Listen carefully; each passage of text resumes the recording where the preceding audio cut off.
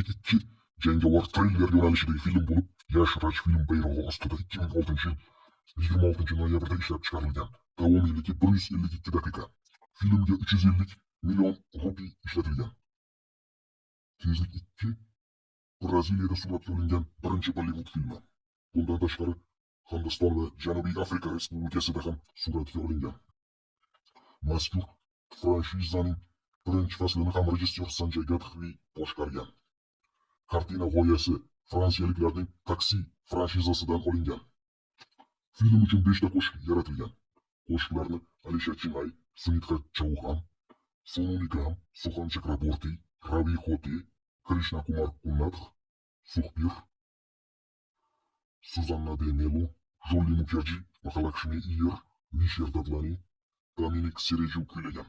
Mazkur film turli marosimlarda eng yaxshi film, eng yaxshi direktor, eng yaxshi musiqiy direktor, eng yaxshi maxsus effekt, eng yaxshi kurash, eng yaxshi aktrisa va hokazo nominatsiyalarda mukofotlarni qo'lga kiritgan. Hritik Roshan professional o'g'ri Aryan Sinxaniya rolini o'ynagan va u paytlarda 32 yoshda bo'lgan. Aktyorga Faxriddin Shamsimatov ovoz bergan. Hritik Roshan filmda 10 dan ortiq ko'rinishda namoyon bo'ladi. Abhishek Bachchan inspektor Jaydik Shit rolini ijro etgan va o'shanda 30 yoshda bo'lgan. Aktyorga Fathulla Masudov ovoz bergan. Yuday Chopra inspektor yordamchisi Ali Akbar Fotoxon rolini o'ynagan va u vaqtlarda 33 yoshda bo'lgan. Aktyorni Hoshim Arslonov o'zbekcha gapirtirgan. O'zi deyarli barcha filmlarda bitta uddaburon va bitta landovni sherik qilib qo'yishadi. Aishwarya Ray Sunehra Mitra rolini o'ynagan va film vaqtida 33 yoshda bo'lgan. Aktrisaga Dildora Rustamova ovoz bergan. Hritik bilan Akbar va Jofra va o'tinch filmlarda ham partnyor bo'lishgan.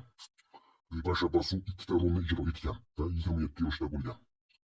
Remi Sen, Rashmi Kulkarni, Yusuf Husayn va Mohit Chauhan yordamchi rollarga ega.